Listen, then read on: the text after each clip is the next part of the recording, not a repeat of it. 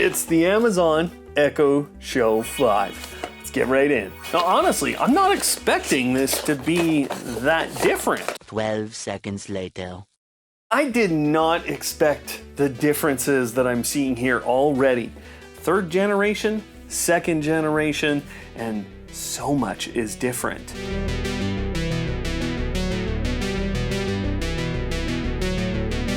The new Echo Show 5 is one of 4 sizes of smart displays from Amazon, and it's the third generation of this 5.5-inch display. That screen displays at a 960 by 480 resolution, and it contains a 2-megapixel camera that can dual purpose as both a video calling device or as a smart home camera.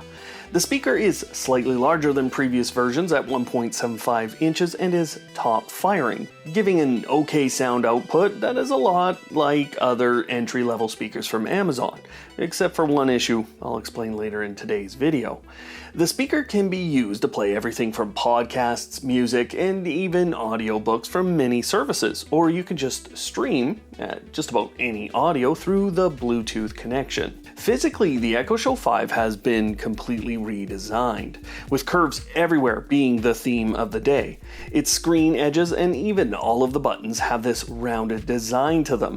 This includes the power port on the back, which has been redesigned as well and now connects to a 22-watt power adapter that is the exact same size as the 15-watt version from the previous generation. The buttons on top control the 3-microphone array and the volume of the speaker. Plus, there's a physical shutter control for the camera to disable anyone looking in on you. The 3-microphone array is used to listen in for commands to Amazon's voice assistant, which can control smart home devices, grab information for you, start alarms and timers, build a shopping list, play music, video, and even help you browse the web. And that's just the start of what this can do. All of this is powered by a dual SoC system with the newer AZ2 from Amazon handling most of the voice interactions. That kind of a split should bring significant improvements to speed, and it does in some ways. And that's where this review is going to take you on a bit of a ride, because some of these upgrades are great and some of them miss the mark. From a physical standpoint, this feels a lot more like Google's Nest Hub 2nd generation than it does the previous generation of the Echo Show 5. So the 3rd generation, when you look at that screen right there, this is exactly what Google did, but we have obviously the whole speaker base and everything behind it. At the top of these 2 screens, you're going to instantly notice the buttons look completely different.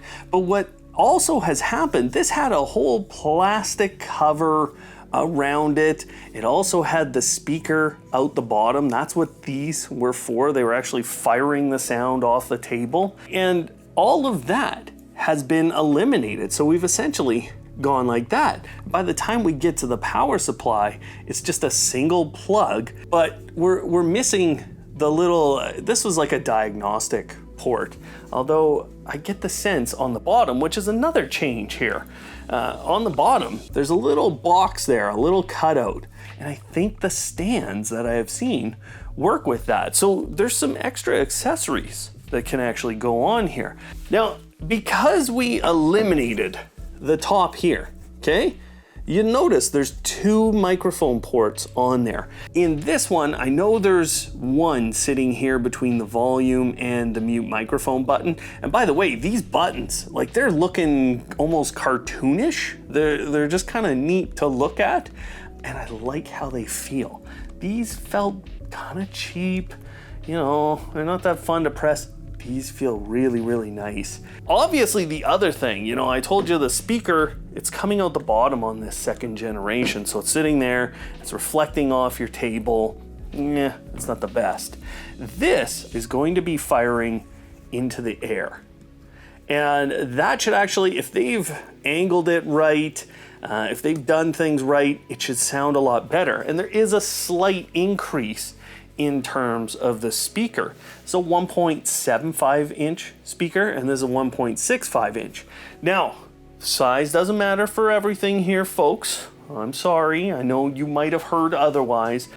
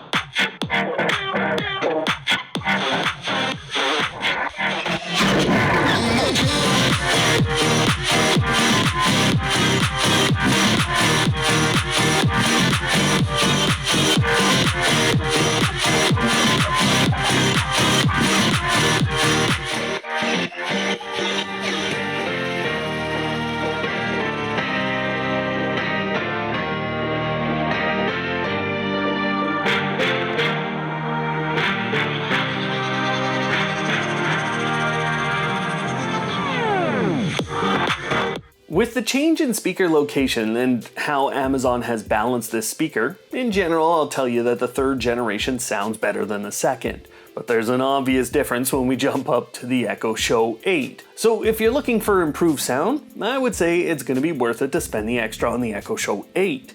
But all of those speakers have different directions that they push sound out into your room. And this is something that I've covered in our comparison reviews of those speakers. So think about that and what you will be reflecting off of wherever you intend to place the speaker. You can see the overall audio output levels, but because of those speaker locations, things are really different here. The fact is, sitting in front of the speaker doesn't sound as good as sitting behind it. And there's one other issue that bothered me with this specific Echo Show. As you raise the volume from 10% all the way up to 100%, the mix of EQ or frequencies shifts significantly. I really noticed the low end of bass dropping off from a ratio perspective as the volume grew, and everything kind of pushed to the middle frequencies, which gave it this feeling of being a little bit hollow at the top end of volume, while feeling like a much fuller sound experience in the middle and lower volume levels. There are three other types of entertainment that you can bring up on Echo Shows. The first being the video homepage. There you can scroll through a number of services and even a number of shows and then play them either by going into an app for that service or just by scrolling through the content. You can also bring up skills and games that are available in Amazon Skill Store, and the third type of entertainment uses the onboard Silk browser to be able to browse the web. This isn't as good an experience as most phones will be, but you can fill in any box on a website, whether it's the search bar or another field, by voice or by typing with the on-screen keyboard. This is a display made for the bedroom though, and it's very good as a bedside alarm clock with its tap to snooze feature and generally toned down display. At nights the screen can dim and it can even be set to turn off after 10 minutes of inactivity, so you have some options. From the smart home perspective, it's exactly the same as the previous generation. This device inherits all of the thousands of smart home devices you can have in Amazon's app, and it further extends your Amazon Sidewalk network. But from a technology perspective, it's not providing you either a Zigbee hub or a Thread radio, which show up on just a few other Amazon speakers or smart displays. You do get motion detection as a feature with the Echo Show 5, and that uses the 2 megapixel camera to start Amazon's routines, but that has a fairly slow response time when compared to standard motion sensors, and it takes many minutes to determine that motion has stopped. So it's not very useful, except maybe to notify you when someone's around the area. With that in mind, you do get the ability to look through that camera at any time through the Miss A app, and people on the other side will know that's happening with an audible chime and a notification showing up on screen. Now, voice control with the Echo Show 5 is generally good, and I've found the voice assistant to be responsive and fairly accurate with both home control and general information requests. But this is where I'm going to take this review to the negative. There are general speed improvements when working with the interface on the third generation when compared to the second generation. Menus, settings, and other things come up and work just fine. In fact, they're quite smooth. The layout is pretty good in most of the interface now, as Amazon's worked on this over the years. However, I have found significant lag and even complete failures in interface control that are persistent from the second gen to the third gen, but then go away when you use the Echo Show 8. Number 1, I've integrated hundreds of smart home devices into the app, and this causes the smart home controls page to become unresponsive most of the time. Number 2, scrolling through music or video content is slow in a lot of cases, and it gets worse if you're playing music. Plus, scrolling through those can mean small touches cause huge movements, and you can lose your place. Number 3, using the web browser has stopped my Echo Show 5 for minutes at a time.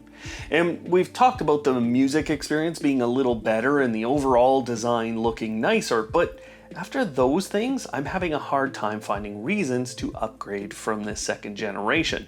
In fact, the voice control situation seems to favor the second gen device as it responds more often in my testing. There are no improvements in terms of the camera, and there's really no new features, at least not yet. And don't get me wrong, because I know that Amazon improves their products over the long term, and they will fix those interface issues for the most part, and I'm sure new features will come to this product that aren't available on older generations. But for right now, my recommendation is to look at the Echo Show 8 in almost every situation except the bedroom.